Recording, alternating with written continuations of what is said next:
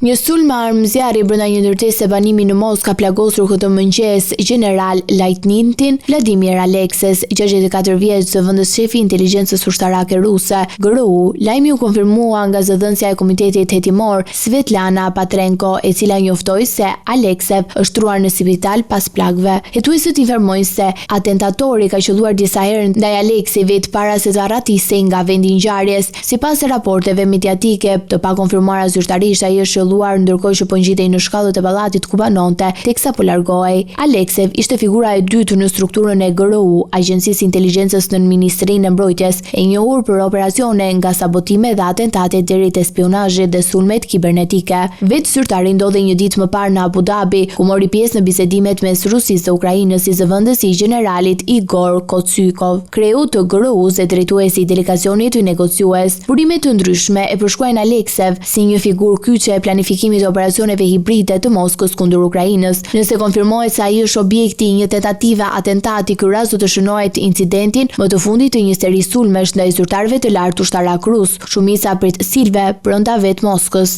Dyshimet për autorët e këtyre sulmeve kanë rënë kryesisht mbi agjencitë e inteligjencës ukrainase, të cilat vitet e fundit janë vënë në krye në një sër operacionesh sabotimi dhe tentativash brenda territorit rus. Deri më tani autoritetet ruse nuk kanë bërë publike prova konkrete për identitetin e sulmit apo motivet e tij, ndërsa hetimet janë në zhvillim.